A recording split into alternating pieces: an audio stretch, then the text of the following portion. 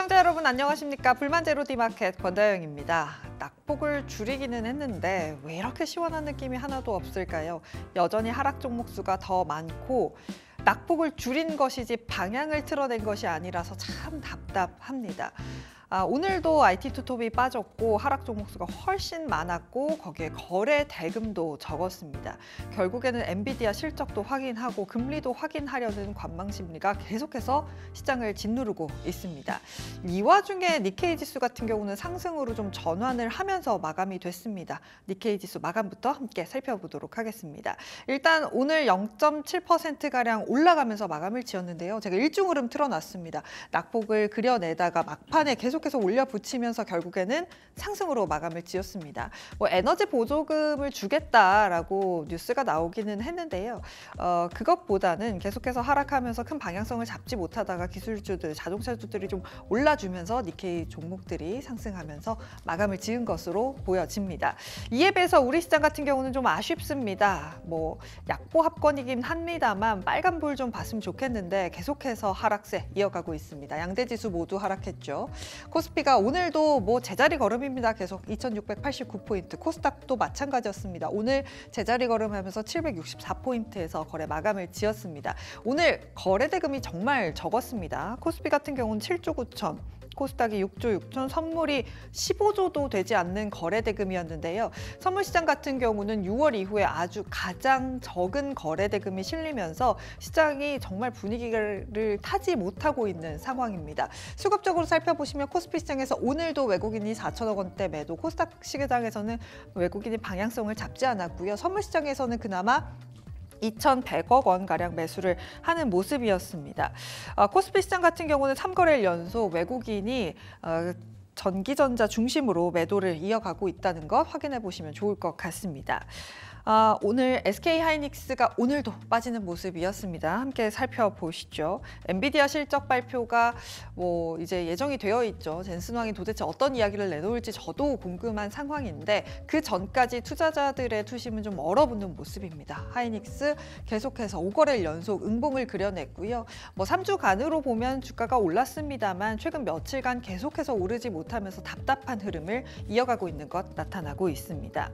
코스닥 시총 상위 보도록 하겠습니다. 변화가 좀 있었습니다. 알테오젠이 드디어 시가총액 1위에 올라섰습니다. 알테오젠 오늘 0.8%가량 올라주면서 31만 원 선 위에서 마감을 지었는데요. 알테오젠의 시가총액이 16조 7천억, 에코프로비엠의 시총이 16조 6천억으로 사실 큰 차이는 없습니다만 바이오주가 다시금 또 시가총액 상위 1위로 올라왔다는 점 확인해 보시면 좋을 것 같습니다. 알테오젠의 주가도 좀 열어볼까요? 52주 흐름으로 살펴보시면 말 그대로 급등세를 보여줬습니다. 1년간 600%가 넘게 올랐는데요. 최근에 더 오른 거 바이오주에 대한 수급이 붙고 계속해서 모멘텀이 있는 알테오젠이 잘 가고 있는 상황입니다. 바이오주와 관련해서는 마감딜에서 조금 더 자세하게 살펴보도록 하겠습니다. SK이노베이션 오늘 뉴스가 있었죠. SK이노베이션과 ENS가 합병에 성공을 했습니다. 일단 반대측이었던 국민연금에서 주식 매수 청구권 발행을 어떻게 할지 지켜봐야 한다라고는 하지만 주가는 일단 웃어주는 모습이었습니다. 오늘 3%대 강세로 11만 원 선까지 좀 올려 붙이는 흐름이 나오기도 했습니다. 이렇게 이노베이션의 합병 소식이 나오면서 움직인 게 두산그룹주입니다. 두산그룹주들이 일제히 상승하면서 마감을 지었습니다. 국민연금의 수탁자 책임전문위원회가 두산그룹의 사업구조 개편을 좀 들여다본다라고 합니다. 이번에 SK에서 이렇게 되다 보니까 좀 기대감을 가져가고 있는 상황인데요.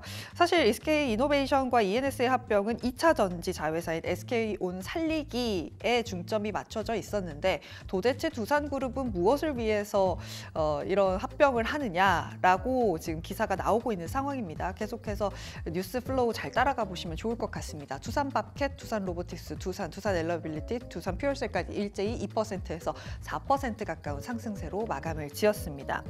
CJ CGV가 오늘뿐만 아니라 요 며칠 좀 올라오고 있습니다. 요즘 시장의 분위기가 바닥권에 있었던 종목들이 조금씩 수급이 붙으면서 올라오고 거기에 뉴스가 좀 붙는 모습인데요. CJ CGV도 비슷한 양상을 가져가고 있습니다. 하반기 영화에 대한 기대감이 있다라지만 사실 정말 오르지 못했던 종목 중에 하나죠. CJ CGV 52주간 흐름 보시면 요즘에 좀 올라오는 것 살펴보실 수 있습니다. 1년간 흐름 살펴보시면 4%가량 빠진 것 확인해 보실 수 있습니다. 마지막으로 코스닥 상승률 상위 보도록 하겠습니다.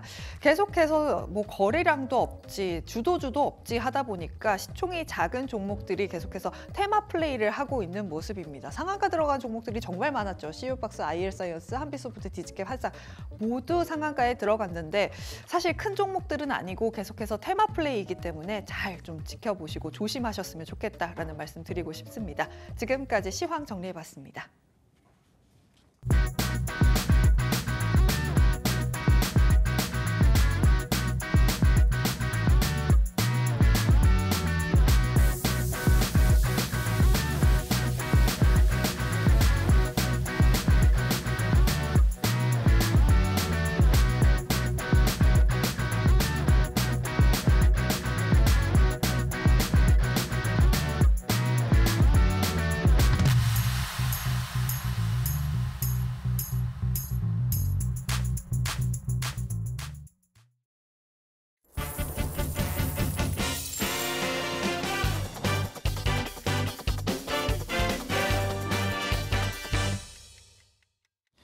마감들 이어가도록 하겠습니다. 키워드 화면으로 만나보시죠. 네, 오늘의 마감들 키워드입니다. 집 나간 투자자도 돌아온다. 가을 전업급 섹터 바이오라고 정해봤습니다. 날씨가 좀 시원해지면서 가을 전어 이야기도 나오는 것 같습니다. 가을 전어가 됐으면 좋겠네요, 바이오가. 오늘은 위즈웨이브의 이건희 대표 나와 계십니다. 안녕하세요. 네, 안녕하세요. 전어 좋아하세요? 제가 31살 때 전어회를 엄청 많이 먹어서 평생 먹을 걸 다 먹은 것 같습니다. 그때. 그때는 횟집마다 그냥 전어회가 너무 넘쳐가지고. 네. 예. 그때 드시고 있지 않으십니까? 이후로는 잘 안 먹는 것 같습니다. 입맛이 변했는지. 그래도 뭐 바이오주가 가을 전어가 좀 됐으면 좋겠는데요. 이미 되고 있는데 네. 뭐 자꾸 이렇게 뭐 지금 투자 지금 상황을 보면 가장 견조한 섹터가 지금 결국엔 바이오가 됐죠. 그렇죠. 지금 뭐 전력기기도 지금 주춤하고 있고. 전력기기 왜 이렇게 못 가나요? 일단 너무 좀 급하게 많이 올렸죠. 그쪽도 올린 상태에서 또 지금 뭐 확인하려고 하는 것들이 좀 있고요. 트럼프나 뭐 지금 민주당이 되나 공화당이 되나 상관없다라고 했던 전력주가 사실은 아닙니다. 트럼프가 되면 피해를 받습니다. 그런 부분도 있고 여러 가지 이제 지금 주도주들이 좀 쉬는 가운데 주도 섹터로 역할을 하고 있는 게 지금 유한양행을 필두로 해서 결국에는 이제 제약바이오가 끌고 가고 있는 그런 모습이고 드디어 시총 비중이 이제 10%가 훨씬 넘어가는 모습까지 올라왔고요. 최근에 뭐 삼성바이오로직스도 열심히 힘을 내주고 있고, 네.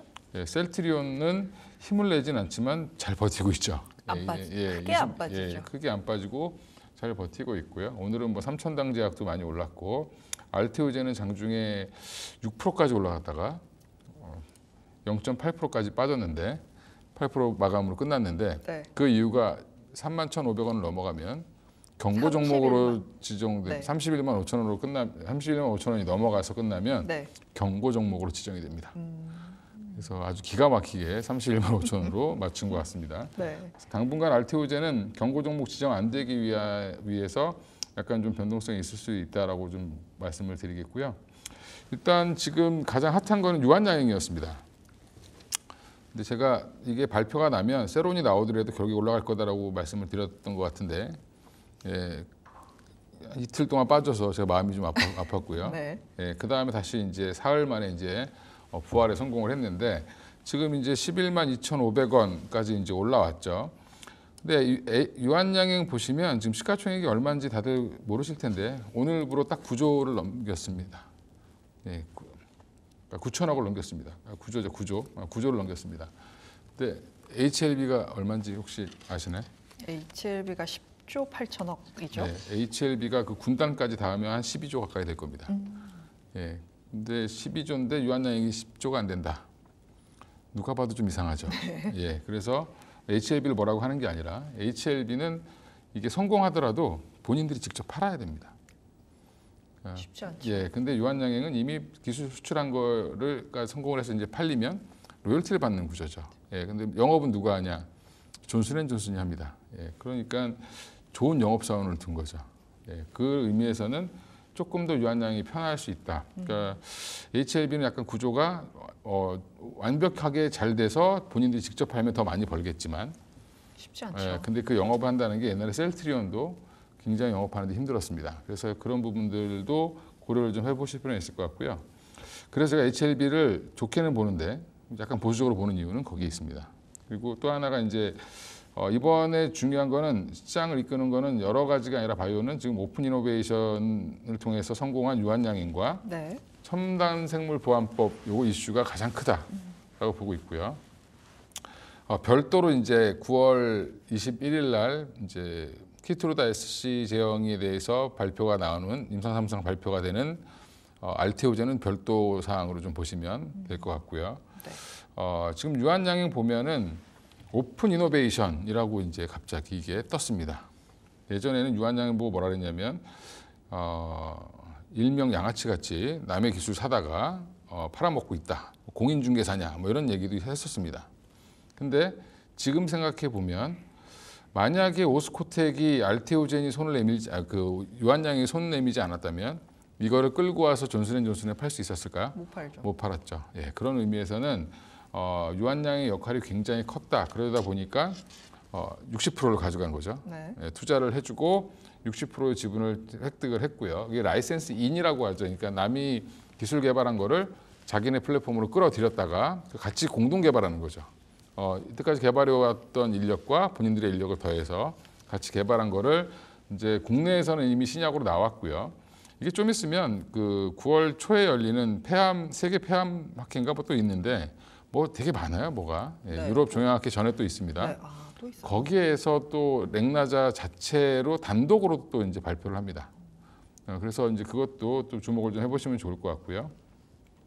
그래서 렉나자가 지금 병용으로 해서 1차 치료제가 선정이 된 게 굉장히 큰 이슈가 된 거고 앞으로 유한양행이 적어도 500억, 뭐 1년에 500억에서 많게는 한 3천억까지 이 로열티를 받을 수 있거든요.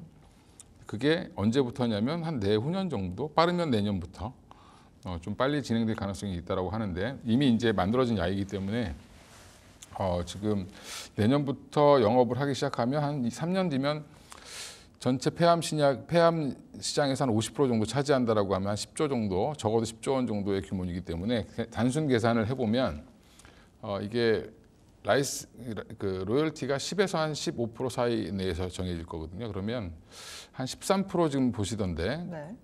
너무 조금 중간 되게 좋아하죠, 여러분들이. 예, 예. 정확한 건 아직도 모릅니다. 네. 받아봐야 아는 건데 왜냐하면 이게 비밀로 되어 있기 때문에 그렇고요. 그러니까 미니멈 10%로 계산해도 5천억이죠. 예, 그러니까 뭐 5천억이죠. 한 5조 정도 되니까.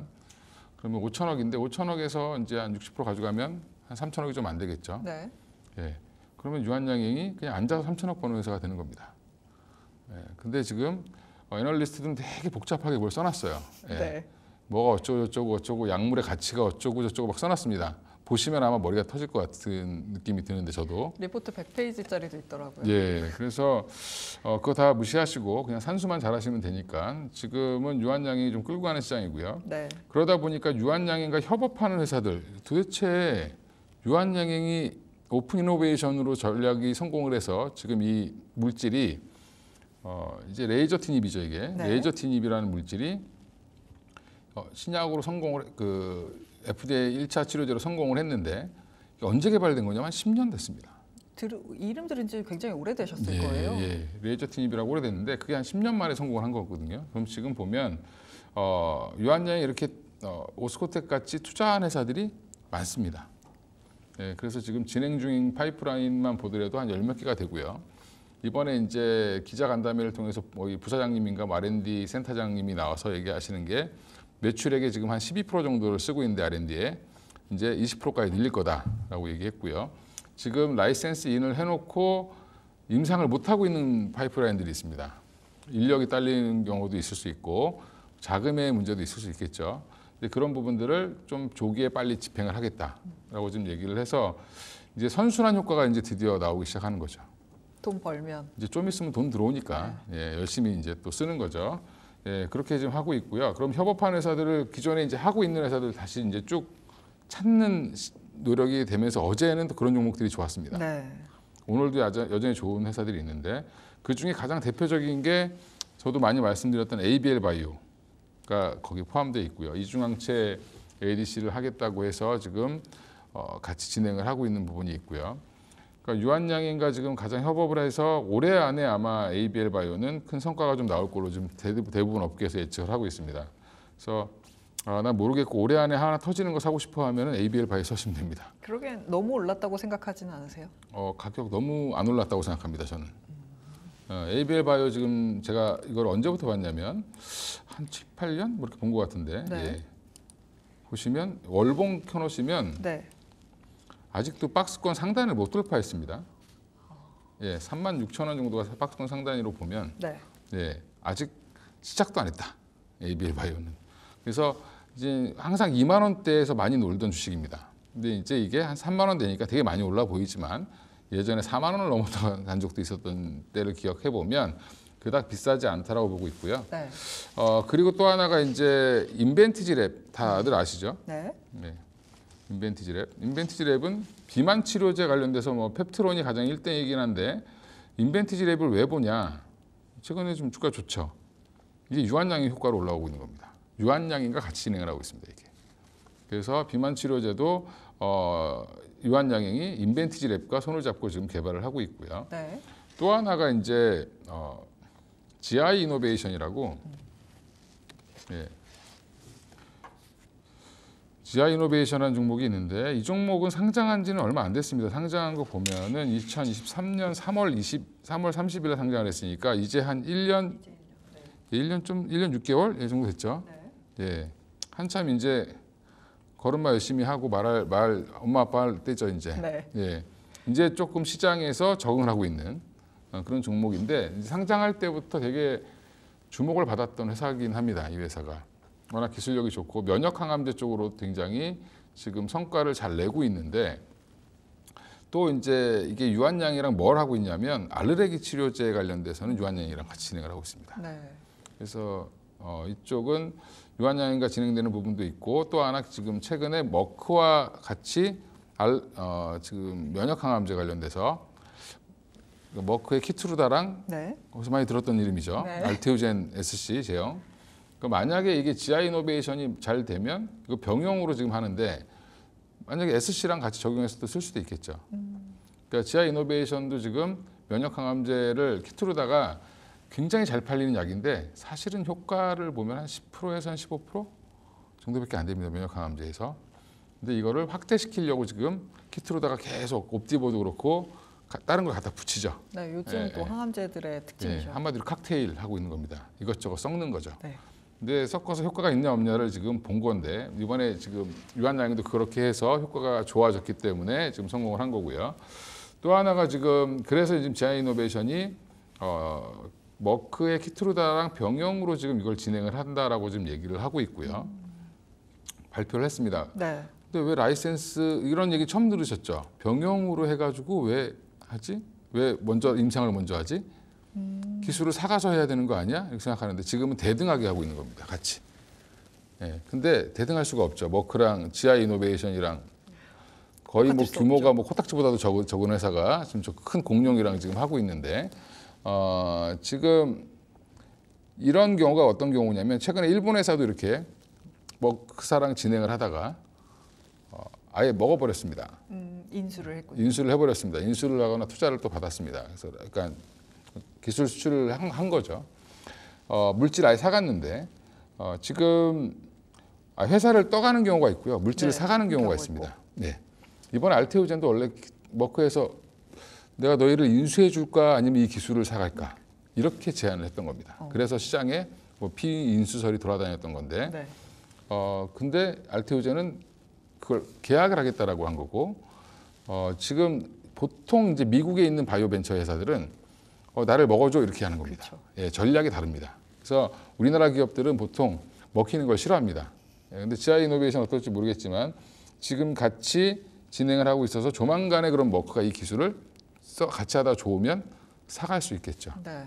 예, 그걸 또 기대할 수 있다라는 부분에서는 좋아 보이고요. 그래서 오늘 제 토픽은 이겁니다.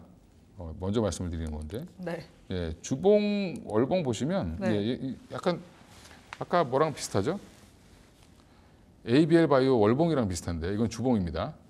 예, 이것도 지금 못 뚫고 가고 있죠. 네. 네, 14,000원 뚫으면 좀 강해지지 않을까 이렇게 생각하고요. 네. 최근 분위기는 지금 예전에 관심 없던 사람들이 지금 다 갑자기 신약 파이프라인들을 막 관심 갖고 보고 있습니다. 네. 예. 그래서 지금 다시 한번 제2의 유한양이 뭐가 될지 계속 찾고 있는 중이다. 또 하나 이제 최근에 제가 탐방을 갔다 온 종목이긴 한데 이건 잘 모르실 텐데 레이저 티닙이 지금 누구의 소유죠? 지금 얀센, 존슨앤존슨의 소유입니다. 네. 물론 이제 팔았지만 라이센스 근데 이제 로열티는 누가 갖고 있냐면 아까 얘기했듯이 유한양이랑 오스코텍이 나눠서 갖고 있죠. 네. 근데 그 레이저 티닙이랑 AB온에서 개발하고 있는 새로운 물질에 이제 뭐 폐암에도 쓸 수 있고 여러 암에 쓸 수 있는 물질이 있는데 같이 지금 임상 이상을 공동으로 진행한다. 또 이런 얘기가 있습니다. 그래서 네. AB온이라는 회사도 상장한 지 얼마 안 돼서 사람들이 잘 네. 모르실 텐데 시가총액은 이제 그닥 크진 않습니다. 그러니까 시가총액은 한 2천억 좀 넘는데 공모가가 17,000원이었고요. 지금 8,000원이죠. 네, 공모가 밑으로 지금 내려가 있는 상태고요. 상장 이후에 시장에서 관심을 거의 못 받고 있다. 근데 나름 이제 기술력은 있는 회사인데 시가총액이 딱 2천억입니다. 2018억이니까. 근데 이 회사도 앞으로 좀 주목을 해보실 필요는 있을 것 같습니다. 그래서 레이저 티닙 관련돼서 지금 하고 있고요. 그다음에 또 이게 이 유한양행의 효과는 뭐냐면 국내 최초로 우리나라에서 개발한 신약 물질이 미국에서 약이 된 거죠. 그래서 로열티를 받는 구조를 처음 만들어냈다. 굉장히 역사적인 일인데 네. 주식하시는 분들이 역사를 잘 관심이 없는 것 같아요. 돈에만 관심이 있어가지고. 예. 근데 이제 이 역사적인 게 사실은 그 단순히 역사가 아니라 밸류에이션에 대한 굉장한 거를 줄 수 있거든요. 선순환 구조를 만들었기 때문에 예전에 이렇게 해서 큰 회사가 미국의 길리어드 사이언스라는 회사가 이렇게 해서 큰 거거든요.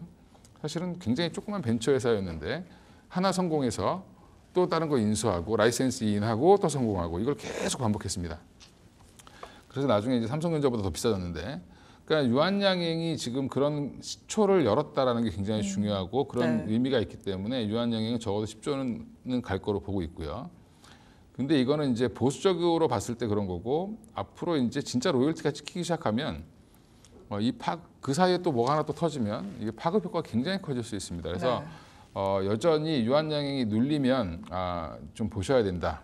새로운 바이오의 대장이 등장. 그리고 여긴 제약도 같이 하고 있죠. 전통 제약사이기도 하죠. 예, 그런 의미에서는 굉장히 지금 매력적이다라고 보고 있고요.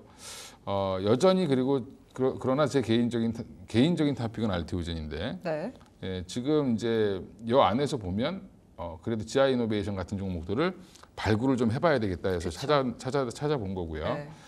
또 하나 이제 아까 말씀드린 것처럼 이제 중국 견제 목적으로 미국이 지금 첨단 생물 보안법을 지금 상정하겠다.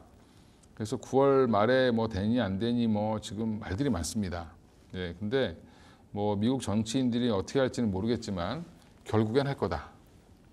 왜냐하면 공화당이나 민주당이나 중국 가게에 지금 너무 지금 혈안이 되어 있죠. 그래서 중국을 이게 말 그대로 그냥 첨단 생물 보안법 이렇게 보시면 그냥 생물 보안법 쪽에 이렇게 줄여서 이제 자막 쓰셨는데 첨단이 들어가야 됩니다. 그냥 생물 보안이 아니라 첨단 생물. 그러니까 이게 기술이 좀 높은 거에 대해서 제재를 많이 하는 거고요. 그럼 이런 이슈는 여전하고 그다음에 시장에 대한 관심은 좀 계속 지속될 텐데 처음에는 보면 CDMO, CMO 이런 기업들 그다음에 중국의 원료 의약품을 만드는 기업들에 대한 제재가 시작될 거고요. 그래서 우시바이오로직스라든지 우시바이오텍 이런 종목들이 한번 폭락을 했다가 또 반등하고 이러고 있는데 여전히 그쪽의 물량을 삼성바이오로직스가 가져올 거라는 기대감, 뭐 바이넥스가 조금 가져올 거라는 기대감 이런 거 있습니다. 근데 여전히 ST팜을 시장에서는 제일 좋아하는 것 같아요.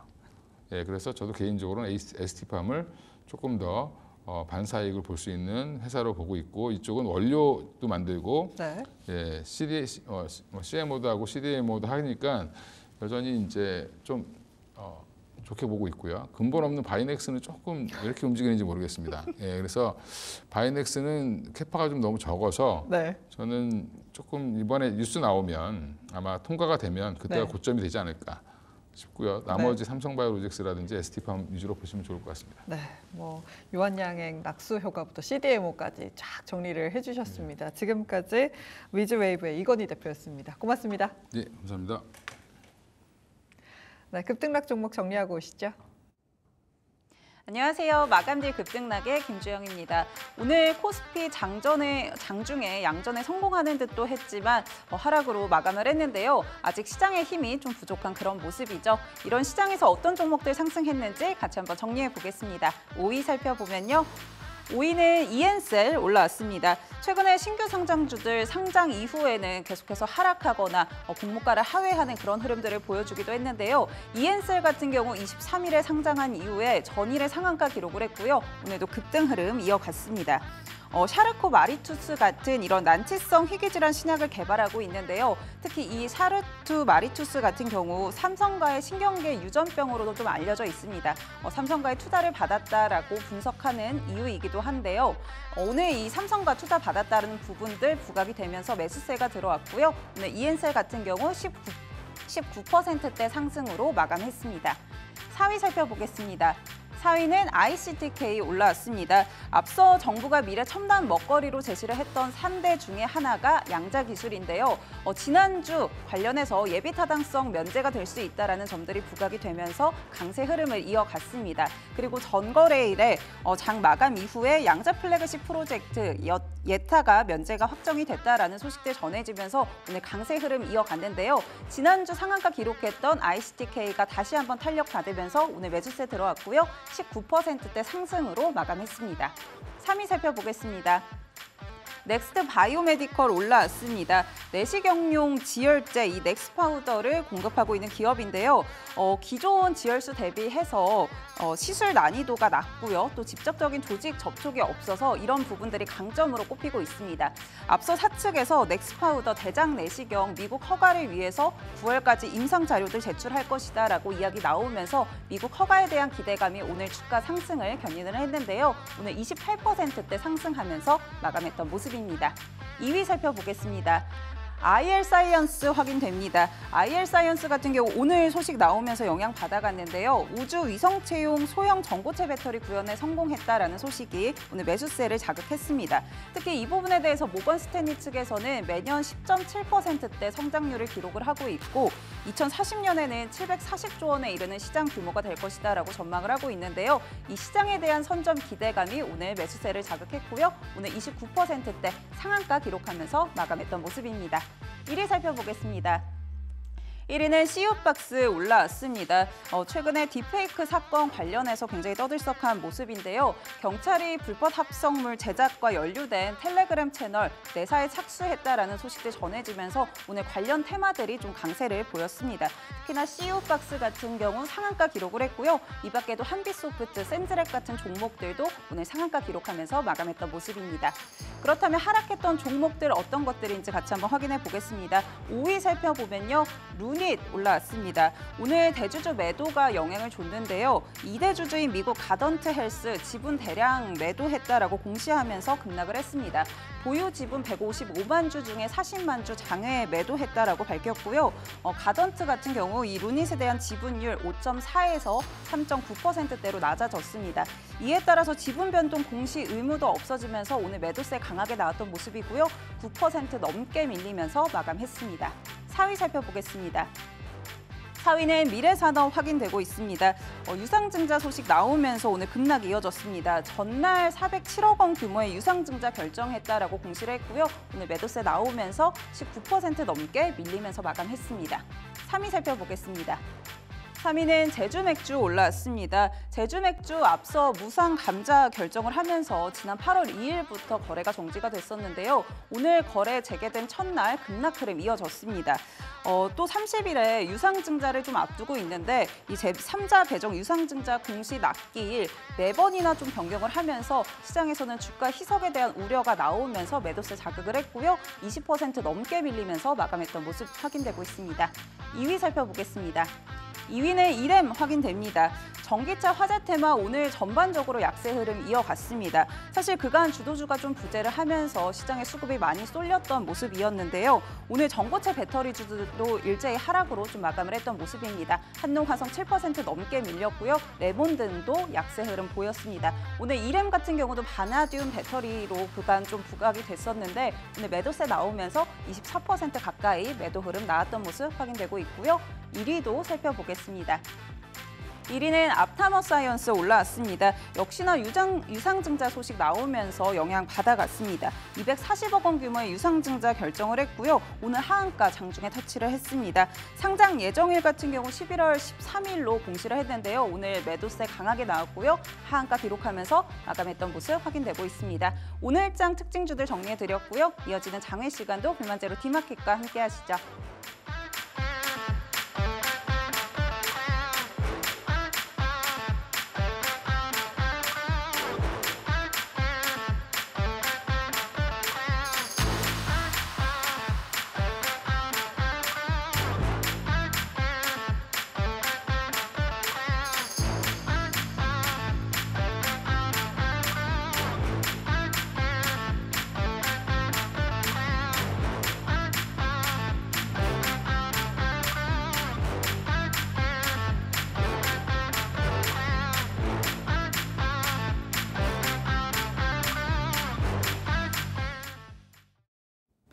앵커의 산책입니다. 요즘 시장의 트렌드 제가 오프닝 하면서도 말씀을 드렸습니다. 못 갔던 종목들 바닥권에서 수급이 붙으면서 올라오고 있습니다. 2차 전지도 그런 흐름에서 올라오고 있죠. 쌍바닥을 찍고 좀 오늘도 사실 빠지지 않는 모습이었는데요. 과연 산업적인 측면에서는 어떻게 보고 있을지 정리해 보도록 하겠습니다. 일단 2분기 실적 발표 이후에 컨센서스가 계속해서 내려가고 있는 게 2차 전지 업종입니다. 여기에 최근 수급적인 요인으로 올랐을 뿐 밸류에이션에 대한 부담이 여전하다라는 분석이 나와 있습니다. LG에너지솔루션과 삼성 SDI의 올해 내년 EPS인데요. 계속해서 내려오는 것 확인해 볼 수 있습니다. 이렇게 내려오는데도 밸류에이션 부담이 있다고 생각할 수도 있을 것 같은데요. 다음 장 함께 살펴보도록 하겠습니다. 2026년 블룸버그 컨센서스 기준으로 주요 전 세계 2차 전지 셀 소재 업체들의 밸류를 나타낸 겁니다. 살펴보시면 중간선이 추세선이고요. 이 위쪽으로 올라오면 상대적인 고밸류, 아래쪽으로 내려오면 상대적인 저밸류인데 우리나라 업체들을 주황색으로 표현을 했습니다. 우리나라 업체들 포스코 퓨처엠, 에코프로비엠, 대주전자재료, 코스모신소재, LG에너지솔루션 같은 종목들이 상대적으로 아직도 고밸류라고 합니다. 다른 업체들의 평균이 10.9배에 비한다면 우리나라 같은 경우는 24.4배가 2차 전지 업종의 밸류이기 때문에 아직도 부담이 있는 자리다라는 분석도 나오고 있는 상황입니다. 여기서 또 실적에 대한 이야기를 더 이어가자면 사실 실적에 대한 기대는 없습니다. 더 나빠질 것도 없고 눈높이가 워낙 낮아져 있는 상황은 맞죠. 그렇다면 주가 측면에서 기회로 볼 수도 있겠습니다만 회복에 대한 강도도 그렇게 기대치가 크지 않기 때문에 조금은 체크해 볼 필요가 있다라는 분석도 나와 있습니다. 배터리 3사 전기차용 리튬이온 배터리 출하량을 보시면 계속해서 바닥을 찍고 있는 것 확인해 보실 수 있습니다. 말 그대로 눈높이가 너무 아직도 높다라고 볼 수 있겠죠. 그렇다면 2차 전지 업종에서는 뭘 봐야 할까 하고 정리를 해봤더니 역시나 미국 대선을 봐야 한다라는 분석이 지배적이었습니다. 결론부터 말씀을 드리자면 역시 해리스 후보가 당선이 돼야 2차 전지 업종에는 조금 더 긍정적입니다. 여기 보이실지 모르겠습니다만 해리스가 당선이 된다면 현재 전기차 전환 정책이 유지 혹은 개선이 되기 때문에 긍정적입니다만 트럼프가 당선이 된다면 전기차 전환 의무화 정책도 폐지되고 IRA법 폐지까지도 이야기가 나오기 때문에 2차 전지 또 전기차에 대한 수요 수요가 줄어들 수밖에 없는 상황이 된다라는 분석이 나와 있습니다. 역시나 대선 결과 이후에나 주가가 좀 움직일 수 있겠다라고 해석을 할 수도 있겠죠. 마지막으로 또 아쉬운 뉴스를 정리해야 될 것 같습니다. 미국의 자동차 업체들도 전기차와 관련해서는 보수적인 입장을 나타내고 있습니다. 스텔란티스도 전기차 보조금과 관련해서 미국의 공장을 계획을 연기했다고 하고요. 포드에서도 전기차 사업 효율화 전략, 그러니까 결국에는 효율화라는 건 결국에 적게 투자를 한다라는 것이겠죠. 결국에는 미국 대선 결과를 확인하고 전기차 업종에 대해서 또 2차 전지 업종에 대해서 얼만큼 캐펙스 투자가 될지 앞으로 얼만큼 나아질지를 살펴볼 수 있을 것 같다라고 정리할 수 있을 것 같습니다. 지금까지 2차 전지 관련해서 이야기 정리해봤습니다.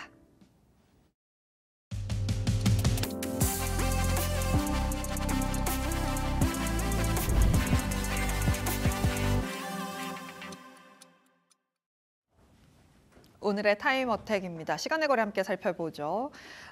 글로벌 파트너스의 이상홍 이사와 함께 하도록 하겠습니다. 안녕하세요. 네, 안녕하세요. 네, 오늘도 시간의 거래 함께 살펴보도록 하겠습니다.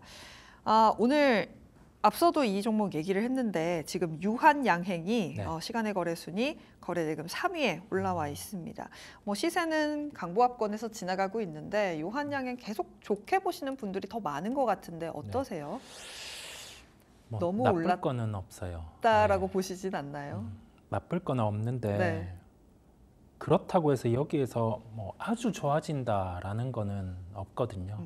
어차피 FDA 승인의 통과는 맞고 이 팩트를 중심으로 해서 시가총액은 9조다 보니까 이론적으로는 한 12만 원 정도에 시작을 했어야 되고 그 FDA 통과를 했을 때요. 그리고 나서 지금 주가 상황은 아직 그 가격을 넘어서지는 못하고 있어요. 좋긴 좋으나 지금 주가의 상황 같은 경우가 우리나라 같은 경우는 세론이 나왔었죠. 그리고 네. 나서 다시금 회복 과정인데 이게 가치 평가로 해서 유한양행을 접근할 게 아니라 지금 같은 경우는 수급적인 요인, 프로그램 매매로 인해서 영향을 많이 받습니다. 그래서 지금 주가 수준에서는 크게 무리할 필요가 있을까라는 생각이 들어요. 기술적인 부분에서 이격이 벌어져 있고 하다 보니까 이 일을 수렴하는 흐름이 나타나겠죠. 기간 조정이나 가격 조정으로. 그랬을 때 다시금 볼 수 있음을 말씀을 드립니다.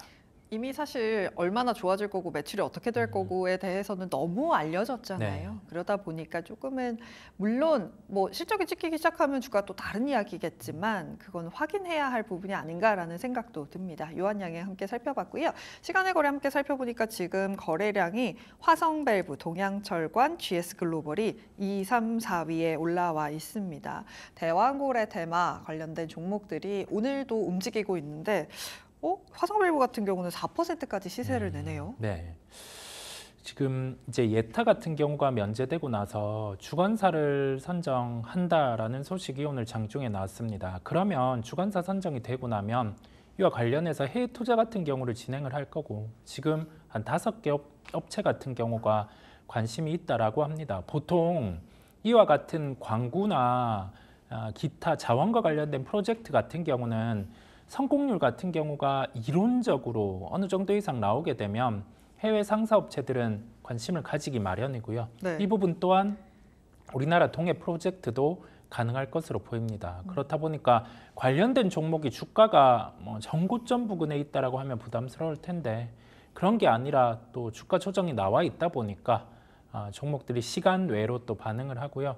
충분히 장중에 매수할 수 있을 만한 변동성은 줍니다. 그렇다 보니까 시간에 주가가 떠 있을 때 무리하기보다 장중에 충분히 매매가 가능함을 열어둡니다. 네, 장중에 좀 대응을 해야 사실 장중에 거래가 훨씬 더 활발하잖아요. 네. 그러다 보면 거래가 붙어야 대응도 가능하겠다라고 좀 정리할 수 있을 것 같습니다. 지금 시간의 거래에서 거래량 1위가 폴라리스 AI고요. 오늘 AI 관련된 이런 종목들도 많이 좀 급등락을 보여주는 모습이었습니다. 시세가 잘 났는데 라운시큐어 같은 경우는 약보합권 지금 지나가고 있는 걸 나타내고 있네요. 오늘 사실 AI뿐만 아니라 요즘에 테마가 계속 기승을 부리고 있잖아요. 네. 좀 정리를 해볼까요? 좀 있어서 안 되는 일이지만 우리가 영상 같은 경우가 불미스러운 영상 같은 경우가 있으면서 네. 시장에서 좀 보안주 같은 경우가 반응을 합니다. 네. 그렇다 보니까 이 부분이 시간 외로도 이어지는 모습이고요. 아마 이게 단기성 이슈라고 하기보다 AI가 발달할수록 이러한 보안 이슈 같은 경우는 연결돼서 계속 나타날 수 있습니다. 그렇다 보니까 관련된 소프트웨어주들이 주가가 조정이 나와 있기도 했어요. 그와 연결된 보안주들 같은 경우도 시가총액이 보통 500억대, 1000억대 이하가 대부분이기 때문에 주가가 좀 가볍습니다. 그런데 우리가 실적과 연결해서 생각을 하면 우리나라 보안주들 같은 경우는 보안과 관련된 프로젝트를 진행을 했을 때 이게 통으로 한번 가지고 오는 거예요. 여기에 입찰을 넣어서 그냥 어느 정도 매출 같은 경우를 얻고 그와 관련해서 유지보수 같은 경우에 로열티는 발생하는 구조가 아니다 보니까 한계가 좀 있습니다. 그래서 테마 정도로 접근하고 시세가 한 30%에서 50% 낮다라고 하면 그때 같은 경우는 차익 실현에 대한 대응 부분을 열어둡니다. 네. 사실 딥페이크 진짜 무섭더라고요. 네. 그러다 보니까 좀 들썩이는 모습이었는데 말씀해 주신 부분 잘 체크해 보시면 좋을 것 같습니다. 지금 제가 거래대금 순으로 보고 있는데 삼성전자, SK하이닉스가 올라와 있거든요. 네. 요즘 계속 빠져요. 네. 계속. 사실 엔비디아 실적 볼 때까지는 계속 이런 흐름일까요? 내일쯤에는 SK하이닉스가 밀렸을 때 네. 엔비디아 실적 타깃으로는 시장 플레이어들이 매수를 해볼 것으로 보입니다. 그래서 충분히 내일은 한번 매수에 대한 부분을 열어둘 수가 있겠고요. 그런데 이걸 바이앤홀드로 가서 정고점을 다시 본다 이렇게 하기에는 한계가 존재를 합니다.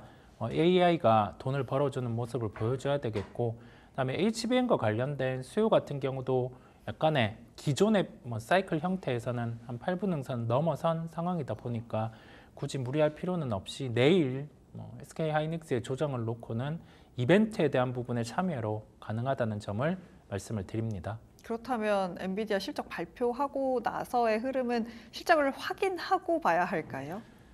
그게 당연히 그런 부분은 존재를 해요. 네. 불확실성이 있다 보니까. 그런데 실적이 잘 나오고 시장에 대해서 추후에 예상치를 올린다 하더라도 이번에는 주가에 대한 강도가 좀 약할 수가 있습니다. 이게 왜냐면 지금 매출 총이익률이 50% 이상 나오는 구조예요. 그게 매 분기 반복되었었는데 이번 분기에서 다음 가이던스 같은 경우는 이 매출 총이익률 같은 경우를 유지하기는 힘듭니다. 한 단계 건너뛸 수 있다 보니까요.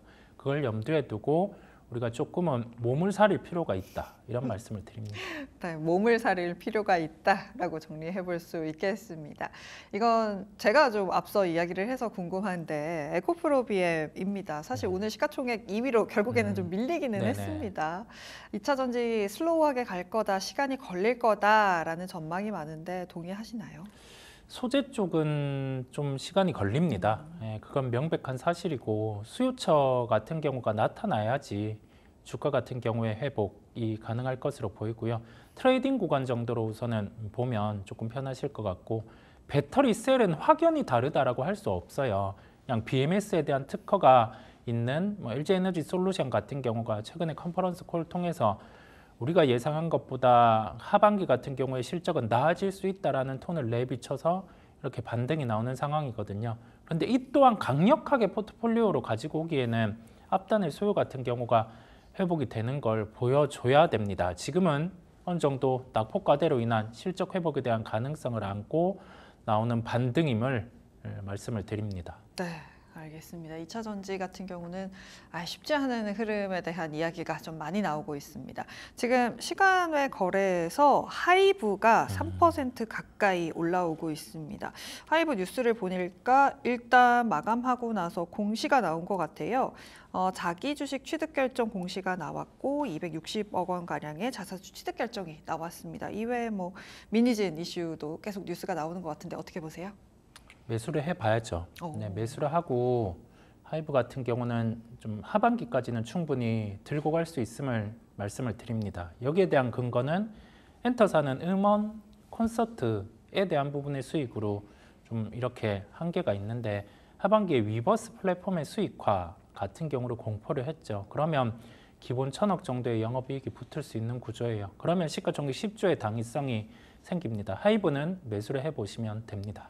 네, 사실 캐시카우가 새롭게 생긴다면 주가적인 측면에서 또 반등의 가능성도 있는 거겠죠. 그런 부분 말씀을 해주셨습니다. 지금까지 글로원 파트너스의 이성욱 이사였습니다. 고맙습니다. 네, 감사합니다.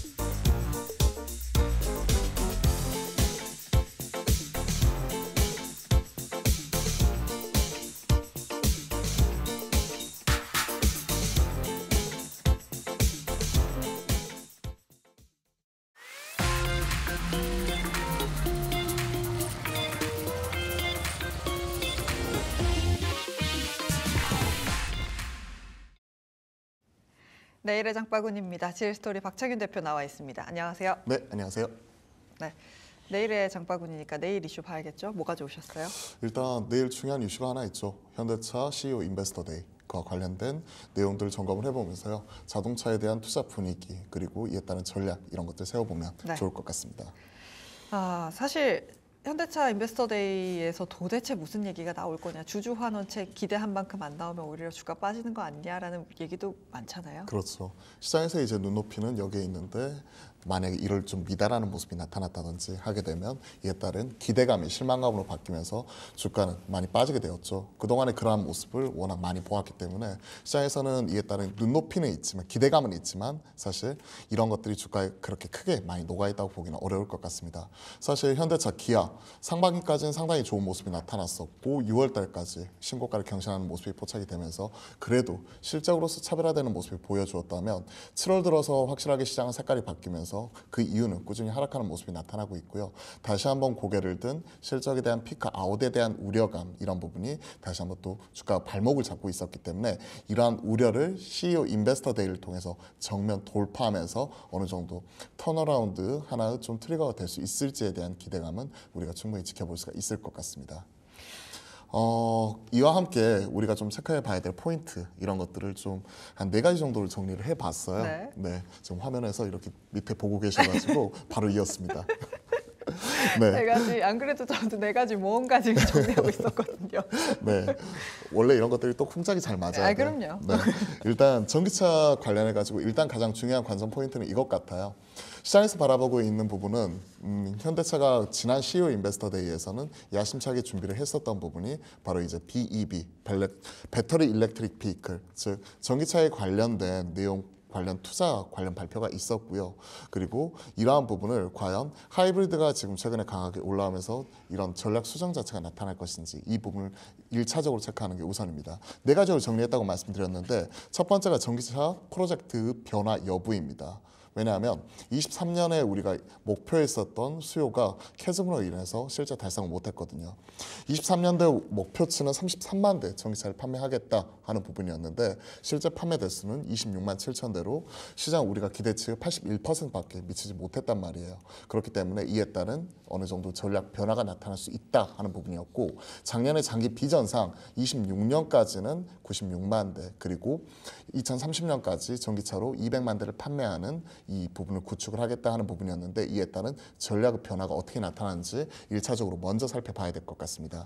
두 번째는요. 하이브리드예요. 하이브리드가 현대차 그룹에서 메타플랜트 아메리카 관련된 미국 공장을 짓고 있는데 이게 30만 대 규모거든요. 근데 최근에 나타나고 있는 전기차 분위기를 보면 전기차로 다 채울 수 있을까에 대한 의구심이 고개를 들고 있어요. 그렇기 때문에 이를 이제 하이브리드로 얼마만큼 채울 수 있을 것인가 하는 부분인데 시장에서는 대략 5만에서 10만 대까지는 하이브리드가 좀 올라오지 않을까 하는 기대감이 같이 나타나고 있는 것 같습니다. 그도 그럴 것이 올해 상반기에 미국에서 이제 하이브리드와 전기차 수요를 보면 실제 침투율이 하이브리드가 11%, 전기차는 현 시점 6%에 머물고 있고 전년 동기 대비 성장률도 보니까 하이브리드 쪽에서는 71만 6천 대를 판매를 하면서 35% 성장한 반면 전기차 쪽에서는 59만 9천 대를 판매를 하면서 7%밖에 전년 동기 대비 성장을 못했단 말이에요. 그렇기 때문에 미국 내에서 공장을 짓고 있는 현대차 입장에서도 이에 따른 전략의 변화가 나타날 수 있지 않을까 하는 부분이 있고요.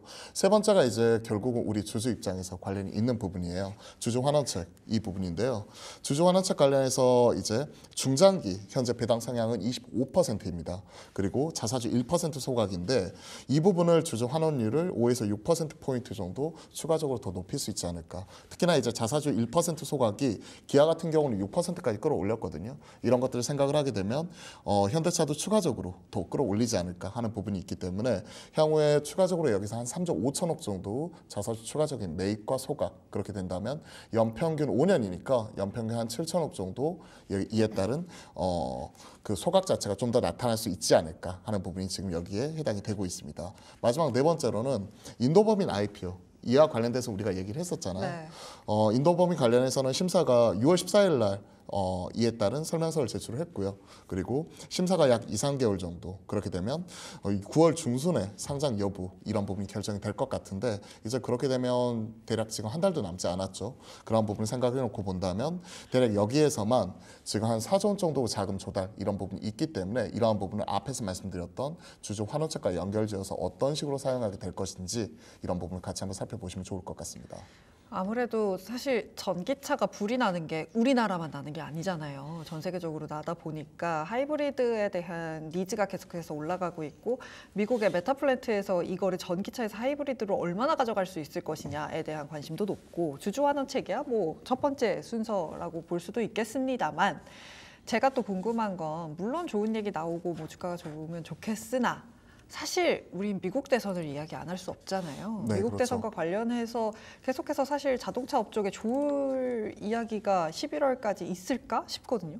정부 정책의 변화, 그러니까 트럼프 vs 해리스 서로 간의 경쟁 구도 속에서 만약에 트럼프가 당선이 되게 되면 내연기관차에 대한, 즉 이런 전기차나 친환경차에 대한 전환 속도가 좀 더 늦어질 수 있다. 이 부분이 포인트가 될 것이고 만약에 해리스 지금 현재 가 당선이 되게 된다면, 그러니까 후보죠. 당선이 되게 된다면 바이든 행정부 그 정책 체계를 그대로 이어갈 수 있기 때문에 친환경차에 대한 드라이브를 좀 더 강하게 걸 수 있고 지금은 세제 혜택에 대한 IRA 세제 혜택에 대한 부분 자체의 정책을 그대로 이어갈 수 있다는 측면에서 사실은 우리나라 자동차 업체나 2차 전지 업체 입장에서는 지금 현 시점의 그 바이든 행정부 체제가 좀 더 유지가 되는, 즉 해리스 쪽이 당선이 되는 쪽이 좀 더 유리하다고 볼 수가 있는 부분이겠죠.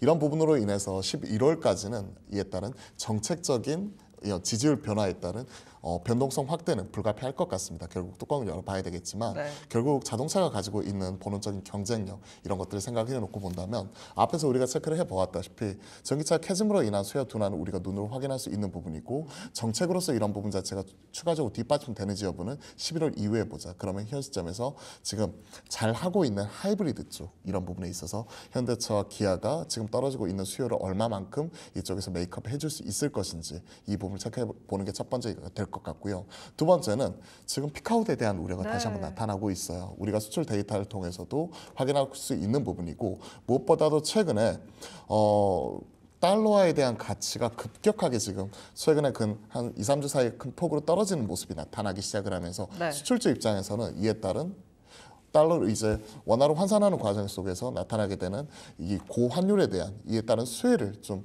누릴 수가 없는 부분이잖아요. 이걸 어떻게 극복할 수 있을 것인지 이에 따른 해답을 사실 내일 다 밝힐 수는 없겠지만 어느 정도 힌트라도 얻어갈 수 있었으면 좋겠습니다. 사실 달러 약세가 아니라 달러 안정화다. 이게 금리가 내려가면 계속 이럴 거다라는 전망이 많은데 계속 제가 너무 자동차주에 대해서 부정적인 시각으로 여쭤보는 것 같은데 환율이 사실 자동차주에게 우호적인 상황이 벌어질 가능성은 적잖아요. 사실 달러 인덱스 기준으로 놓고 보면 한 두어 달 전, 한 세 달 전만 하더라도 6월까지만 하더라도 달러 강세 국면 속에서 대략 한 106이 넘어갔었어요. 104에서 106 사이에 왔다 갔다 하다가 최근에 2, 3주 사이에 올해 100bp까지 금리 인하할 수 있다 이런 얘기가 나오면서 오늘 아침 기준으로 놓고 보면 100.86까지 떨어져 버렸습니다. 달러 인덱스가. 그만큼 강달러에서 일정 부분은 달러와 금리의 동반 약세 자체가 나타나면서 수출주 입장에서의 차익 실현은 하나를 빌미로서 작용하는 부분이겠죠. 분명히 이런 부분은 짚고 넘어가야 될 것 같습니다. 하지만 결국은 달러 이런 부분에 있어서 어느 정도 이런 것들은 주가에 어느 정도 녹아 있다고 생각을 해요. 왜냐하면 말씀드렸다시피 6월까지 신고가를 찍었었던 주가가 지금 현 시점에 7월부터 하락하기 시작해가지고 현대차, 기아 호실적에도 불구하고 기준치의 그 실적 추정치에 부합했음에도 불구하고 최근에는 PER이라든지 PBR 기준을 놓고 보면 너무나 많이 떨어졌거든요.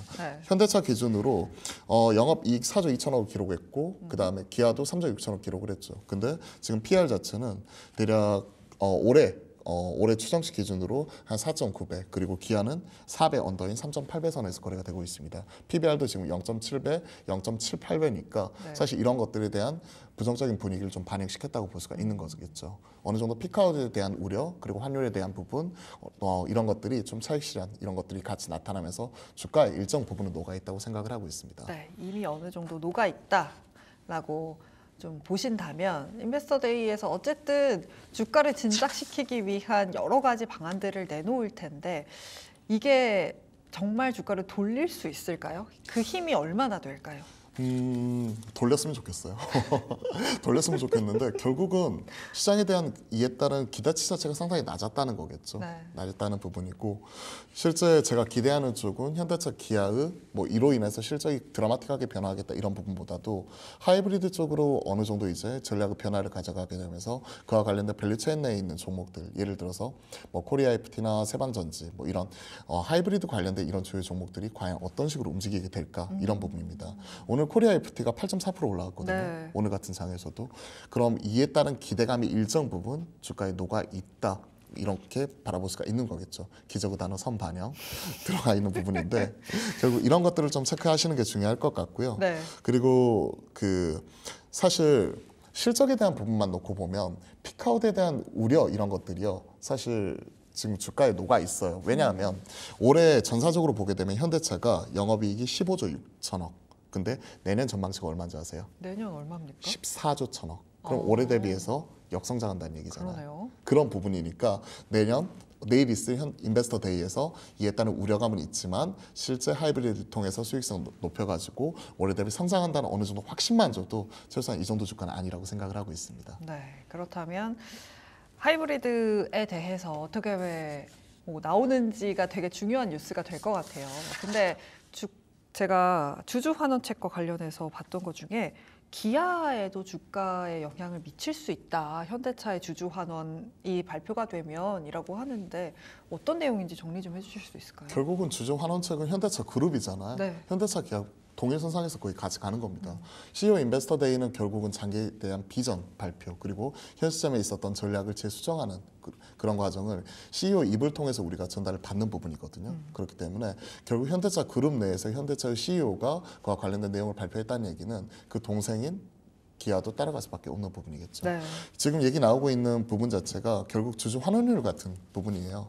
배당 성향 25% 그리고 자사주 1% 소각인데 기아가 현대차보다 더 높아요. 그렇기 때문에 오히려 기아가 현대차를 따라간다기보다는 현대차가 기아를 따라가는 부분이고 앞에서 말씀드렸던 현대차의 인도법인 만약에 상장을 하게 되면 구주 17.5%를 이번에 내놓게 되는데 여기서 들어오는 돈 4조 원 이 자금이 과연 주주 환원에 얼마만큼 사용이 될 수 있을 것인지 이걸 우리가 지켜보시면 좋을 것 같습니다. 네, 그렇다면 우리가 또 종목 얘기는 안 할 수 없죠. 어떻게 보면 현대차 그룹보다는 자동차 부품주 단에서 어떤 영향을 받을지를 봐야 할 것 같은데 어떤 종목 가져오셨어요? 저는 오늘 하이브리드 쪽 앞에서 좀 힌트를 드린 것 같은데요. 네. 하이브리드 쪽 대장이라고 할 수 있는 코리아 FT 좀 준비를 해봤어요. 네. 사실 오늘 주가 흐름 자체가 8.4%나 올라와가지고 좀 아쉬운 모습이긴 해요. 8.4%나 올라왔고 최근에 현대차하고 한번 이런 흐름을 좀 비교를 해놓고 보시면 현대차나 기아 같은 경우에는 오히려 최근에 좀 꺾이는 모습 자체가 다시 한번 나타나고 있죠. 그런 모습이 좀 같이 포착이 되면서 흐름 자체는 좋지 않은데 오히려 이런 하이브리드 쪽은 추가적인 전략에 대한 변화 이런 기대감 때문에 오히려 추세선까지 닿지도 않고 추가적으로 올라오는 모습이 포착이 되고 있습니다. 그렇기 때문에 일단 오늘 장 마감 끝났잖아요. 내일 아침에 변화 흐름을 보시면서 CEO 인베스터 데이가 내일 오후 3시에 개최되거든요. 네. 그렇기 때문에 내일 오전장에 이런 흐름을 보시면서 만약에 보합권 전후에서 움직인다 만약에 그렇게 된다면 저는 목표가 한 7,700원까지 현 시점에서 대략 한 20% 정도 업사이드 한번 바라보면서 충분히 들어가 볼 수 있다고 생각을 하고 있고요. 그렇게 된다면 전 고점 라인 때까지 한번 지켜보는 부분이고 손절가로는 대략 지금 6,500원 부분이기 때문에 정률적으로 한 10% 정도 하방 잡고 있고 지금 현재 추세선 위치를 하고 있는 5,700원 정도로 상대적으로 좀 타이트하게 좀 말씀드려보니까요. 이 부분 체크를 하시면서 가격적인 전략도 같이 한번 세워보시면 좋을 것 같습니다. 네, 현대차 인베스터데이에서 투자 전략을 얻어서 하이브리드 관련된 종목을 볼 수 있겠다. 벌써 주가도 반응이 오고 있습니다. 코리아 FT까지 이야기 들어봤습니다. 지금까지 GL스토리의 곽창윤 대표였습니다. 고맙습니다. 네, 감사합니다. 네, 장바구니 일정입니다. 내일 주목해볼 일정들 정리해드리는 시간이죠. 어떤 건지 같이 한번 확인해 보겠습니다. 첫 번째 일정 확인해 보면요. 역시 이번 주 시장의 눈은 엔비디아를 향할 것 같은데요. 현지 시간 28일 엔비디아의 실적 발표 예정이 되어 있습니다. 뉴욕 증시 장 마감 이후에 실적 발표 예정이 되어 있고요. 또 국내 시간으로는 29일 6시에 확인할 수 있으니까요. 이런 부분들 체크해서 시장 대응하시면 좋을 것 같습니다. 다시 한번 시장의 눈을 채울 수 있을지 또 실적 발표 이후에 상승 랠리 이어갈지 지켜보시면 좋을 것 같고요. 두 번째 일정 확인해 보면요. 내일 국회 본회의가 예정이 되어 있습니다. 비쟁점 민생 법안들 처리를 한다고 하는데요. 일명 부활합법 또 그리고 PA 간호사 법제화를 내용으로 담은 간호법 제정안 그리고 전세 사기 특별법이 해당이 됩니다. 특히나 최근에 전공의 이탈로 의료 공백 간호사들이 계속 채워왔는데 이 간호사들을 주축으로 하는 보건의료 노조가 29일 총파업을 예고를 했습니다. 28일까지 임금 인상이나 간호법 이런 문제들이 해결이 되지 않으면 단행하겠다라는 건데요. 관련해서 오늘 원격주들에도 매수세가 들어왔습니다. 이런 일정과 같이 수급들 체크해 보시면 좋을 것 같습니다. 세 번째 일정도 확인해 보겠습니다. 앞서서 이야기 나눴던 현대자동차 CEO 인베스터 데이가 내일 개최가 됩니다. 주주 환원책 이야기도 나올 거고요. 자사주 매입이나 소각 관련한 이야기들 나올 텐데 어떤 소식들 나올지 계속 체크해 보시면 좋을 것 같고요. 시장 대응하는 데도 도움 될 것 같습니다. 네 번째 일정도 확인해 보겠습니다. 네, 28일에는 엔비디아 외에도 미국 실적 발표하는 기업들 일부 있는데요. 사이버 보안 회사 클라우드 스트라이크 예정이 되어 있고요. 그 밖에 세일즈포스나 휴렛패커드도 예정이 되어 있습니다. 실적 발표하는 기업들 일정까지 체크해 보시면 도움 될 것 같고요. 지금까지 장바구니 일정 정리해 드렸습니다. 네, 상승에 대한 피로감일까요? 미국 선물 시장이 계속해서 방향을 잡지 못하면서 보합권에서의 등락만 거듭을 하고 있습니다. 워낙 많이 올랐고 엔비디아 실적이라는 이슈를 기다리고 있다는 걸 역력히 느낄 수 있는 지수의 흐름이 아닌가 싶습니다. 우리는 또 하루 기다려야겠다라는 아쉬운 멘트도 드려야겠네요. 불만제로 디마켓 준비한 소식 여기까지입니다. 함께해 주신 여러분 고맙습니다.